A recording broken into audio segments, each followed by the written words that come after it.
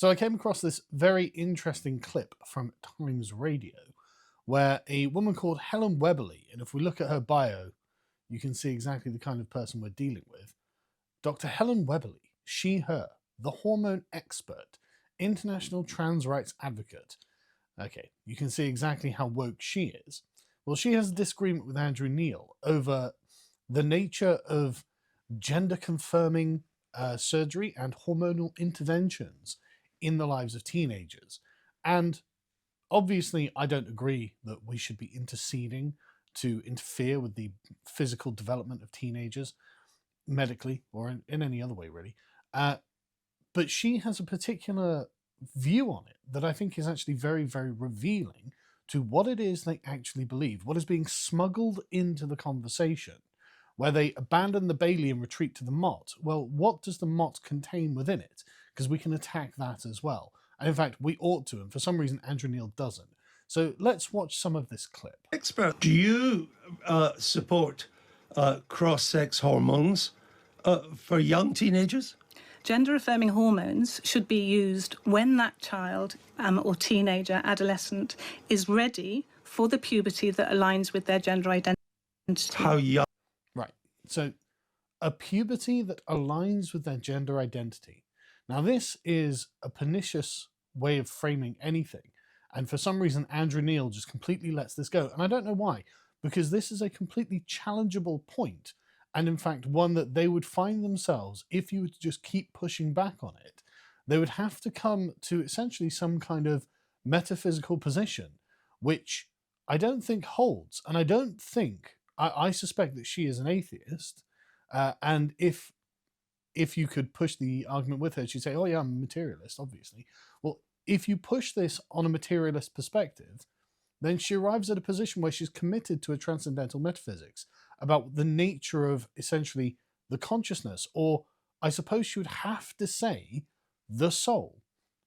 When she says a person's the correct gender, or the correct puberty, which aligns with their true gender, that's a very peculiar thing to say, because how would she arrive at that position without committing to something that is outside of the scope of materialism? Because I, as a materialist atheist, still unfortunately, would say that their perspective would have to be that the consciousness is a product of the body, as in the consciousness is developed by the brain, and whatever we call consciousness, whatever that phenomena is, that's something that is not separate to the body, the brain being a part of the body, and doesn't precede the body, and therefore is just downstream of and a product of it.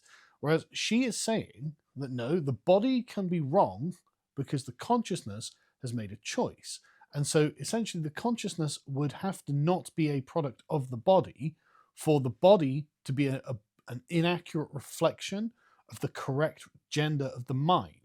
And so the question is, well, how exactly does the mind develop an inaccurate, the true perspective of the true gender of the person? How are these things separate? And she couldn't argue from material grounds, because that would indicate that actually the body being male or female and the mind thinking of itself as a woman rather than a man, or a man rather than a woman, whichever the opposite one is in whichever case, that would imply that the person's mind has a problem. And so this would be some kind of mental illness that could be corrected probably via hormone treatments that are in favor, sort of gender, like they call it gender confirmation, but like it's not confirmation, it's anti-confirmation. But if you would say, okay, well, if you're a man and you believe you're a woman, if we give you estrogen, you'll feel more womanly. Well, then it stands to reason that if we give you testosterone, you'll feel more manly, and maybe this all goes away. And instead of aligning those things, the mind with the body, because again, the mind is a product of the body, so it makes more sense to do that, these people instead want to align the body with the mind. But that implies that the mind is separate and superior to the body. And if you drill them back, I've seen them say regularly just the words, this person was born in the wrong body. So, okay, well, how could that be the case if the body and the mind, from a materialist perspective, are one in the same, and the mind is a product of the body? How is it that a person is born in the wrong body? You have to presume that there was a person prior to their body. And now we have a series of metaphysical commitments that put it in the realm of religion. We would have to say, oh, well, that's the soul then? Because obviously it's not the consciousness, because the consciousness is very definitely a product of the mind, scientifically speaking, from a materialist perspective. And just from their own perspective, they surely wouldn't say the mind was some free-floating entity, and so they would have to call it a soul. And now we are having a religious discussion. And so she has smuggled in a bunch of religious priors into this conversation where they're not applicable. But also what this reveals to us is the very conversation, the very notion of transgenderism. It relies on religious foundations while masquerading as a science. And so we aren't dealing with the same thing. And Andrew Neil could have caught this, I think. But I mean, he's getting on a bit, so maybe he wouldn't. But anyway, so this whole thing, this is very revealing. Let's carry on with that in mind. Young would you say that could Well, be? puberty starts at 8 or 9, or in people with ovaries, 11 or 12 in people with testicles. So in girls, it happens earlier than in boys. That's just the normal everyday language we could use. And it would be completely accurate and everyone would know what we're talking about. So, but at that time, it's up to that child. How emotionally ready are they to undertake the puberty of their real gender rather than their birth gender? Right. That's fascinating, isn't it? Right. No one gets to decide when they're emotionally ready to go through puberty.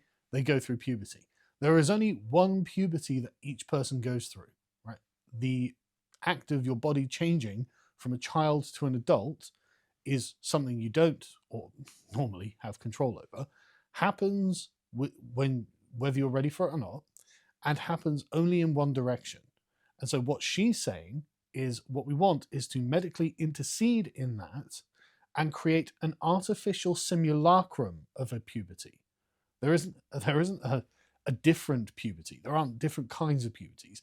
There's you as an individual will have one puberty and you will go through it, assuming that no one intercedes in it, and it will do the things that it does to your body, whether you like it or not, and it will only do these things, and these are irreversible.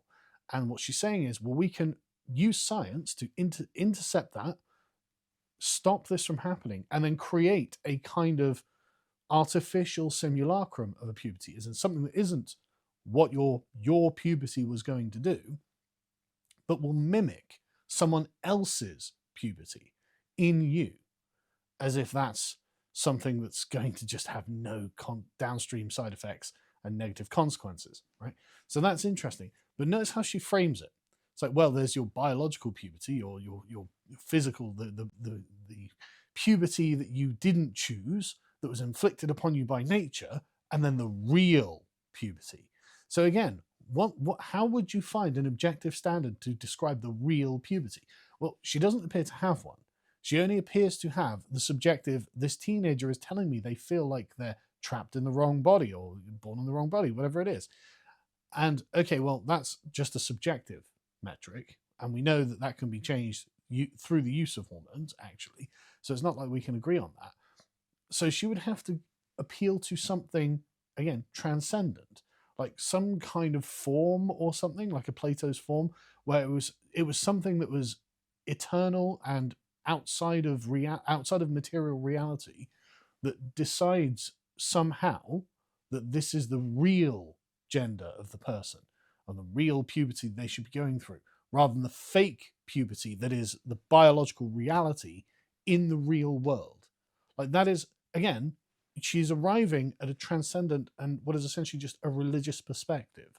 Like, how does she come to this? And Andrew Neil doesn't challenge her on this, which is very frustrating because this is a completely open goal as far as I'm concerned. This is a massive weakness in the philosophy of transgenderism. How does she explain this? And the answer is she can't. She hasn't got a holy book or anything. She hasn't got a philosophical backing that would inform and argue for what she's saying. It's just being taken as a given that there is a real, and again, ontologically, how would you come to this conclusion? How would you back this up? Like, how would you understand? Epistemologically, how do we know this? Is it just because some young person says so? Or how do we know that person doesn't have a mental illness? How do we know that there isn't something wrong with them, actually? How do we know that that's the correct thing? And of course, she can't answer any of these questions. She just, and the thing is, she wouldn't be able to. And she doesn't have to, because Andrew Neil just lets it go and goes, well, okay, but is this going to be bad for him? Obviously, it's not going to have great consequences. If we're in this position in the first place, something has clearly gone wrong. And so the question is, how do we deal with these things? And we have what is essentially a religious lunatic who's saying, well, the child's soul was born in the wrong body, and there is this platonic form of their real gender that exists somewhere in the ether, and I want to manifest that in reality. It's like, okay, but I don't agree with any of that. I think you're mental, and I think that this poor kid is just, I mean, who knows what the reason they've come to is. But I think actually we need to be making them understand that their mind and body are a product of the same thing, and actually making them understand that this is their only body. They'll only ever get one, and they'll only ever go through one puberty. And so making them come to terms with the thing that they actually are might actually be better for their mental health in the long run than some kind of weird scientific experiment that creates a simulacrum of a puberty that isn't reversible, that has negative consequences that they never want to talk about, and that will saddle them with very life-changing events and like changes going forward. Like, it will make them infertile, for example, right? So, and it's, most teenagers aren't like, oh yeah, I really want kids. Most teenagers are like, I want to go out and get drunk, right? But when they reach about 30, suddenly your life changes. You're like, yeah, no, I don't want to go get drunk anymore. I would actually like to have kids now. And that will be off the table for them. So asking them to make such a dramatic decision when they're 14 or something like that, or 12 or whatever she was saying, that's totally irresponsible. We shouldn't be doing this. But that is the bit that certainly isn't reversible. And so you're letting kids, I mean, let's call them kids, age 10, 11, take prescription, take medication, which is irreversible. Well, the changes, that's right, isn't it? The changes of puberty are irreversible. And actually, if a cisgender child, a child that's not transgender, if they get to 14 and they haven't started puberty yet, we as doctors start getting very worried about that. And transgender children are no different. We need them to be in puberty, with their peers, with their friends, experiencing those body changes, the body development. They need to be doing that in line with everybody. But Child C changed him. Right. So imagine thinking that. There's no difference between a cisgender person and a transgender person. Okay, but there's no difference. Why do we have this massive psychological and medical apparatus to steward them, to make them arrive at a particular endpoint that otherwise naturally they wouldn't have arrived at? There is obviously a massive difference. And the thing is, the phenomenon of transgenderism is an artificial thing. This isn't what the body naturally does. This is something we are doing, again, to intercede into natural processes for reasons that I think are highly dubious. And it's not that these children don't, and people who feel this way don't deserve empathy or anything like that. Yeah, no, they absolutely do. They have a problem, right? And the question is, how do we help that person? And I think this person is not helping at all. I think they're going in the complete opposite direction to helping. And actually, they're going to saddle them with lifelong medical expenses, lifelong medical problems. They're going to completely warp the potential course of their life into a place that may well have made sense to a 15-year-old who's been propagandized by TikTok or something, but won't make any sense to someone who becomes a mature adult and actually wants to move into the next stage of their life as an adult, take on the functions of an adult, which is having children and raising them. Like, this is madness. This is not going to end well. Mind, before it was too late. It was a lucky escape from the prescriptions. From you. Child C was a boy, and Child C, was given puberty blockers. And the great thing about puberty blockers before hormones is it gives you a chance to see what's going to happen. It gives you a pause. It gives you time, which is what Child C benefited from greatly. We don't know where Child C is now. And the fact that Child C was able to say, can you pause my puberty? And then, actually, I'm not sure. And then, can you pause it in again? Time. Is really important. If she'd waited. Right, that's fascinating. Because remember, all of this philosophy is predicated on the supremacy of the will over everything. nobody gets to pause their own puberty. Oh, I'm not ready for it. So what? You will change. Your mind will change. You will mature. This is what maturity is when we talk about a person emotionally maturing, intellectually maturing. Your mind will change, saying, oh, wait, I want to stop this, and therefore we're going to insist. And look at the way she said, oh, well, this was very beneficial to child C. We don't know where they are now. Well, then how do you know it was beneficial? How do you know this has been a long-term benefit to that person? How do you know what kind of mental state they're in now? How do you know what the consequences of these things were? Like, you don't know this. She's just assuming this because she wants this to be the case. And again, what we're doing is something that is not only not natural, but not necessarily good for them. No, you have to deal with the way that your body changes on its time, not on your time. And what this does is gives you a certain level of humility. You understand, and you're forced to understand, that there are some things that are just outside of your control, that you don't get to choose. You don't get to say, I don't consent to this. No, it's going to happen anyway. So what does that mean?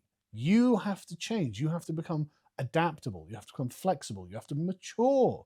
You have to understand your place in the world and the way that the world will act on you in relation to what you are. And then you can see from this perspective, right, what can I do in response to this? Rather than arrest that entire process and try and say, no, my mind will have total control of everything in the world all around it. That turns you into a kind of weirdo. Like, that turns you into a person who has demented expectations on what it should be like to be a person in the world. And you can see from this perspective how they become insanely radical and say, no, everything around me is bad and has to change. No, everything around you is fine. It was always this way, and it's always going to be this way. And it's only this bizarre standard you've set up that my mind must never be inconvenienced and never not have a choice that is the problem.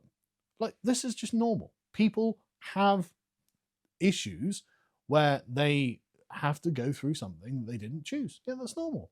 That's completely normal. And only the most extreme form of liberal, I suppose, is going to be like, yeah, no, we have to we have to interfere with their body. We have to chemically interfere with their body to make sure that their mind is ready, or something. As if, again, the mind, as if it is separate to the body, precedes the body, and takes supremacy over the body and gets to dictate what their body is going to be before they're even adults, before they can vote, before they can have sex, before they can do anything, before they can have a job, before they can join the army. No, as all of this has to happen when they're 12 years old. That's totally irresponsible on our part. And it's just creating huge amounts of confusion for reasons that I personally don't agree with, because I don't subscribe to this religious worldview, that have downstream consequences. I mean, I'll stop it here, but like later on, Andrew Neil says, well, what about Kira Bell, the famous detransitioner? Who's like, no, this was crazy. I went in there thinking I knew everything about this and I agreed with it. And then I learned a lot going through it and realized, oh, this should never have been done to me in the first place.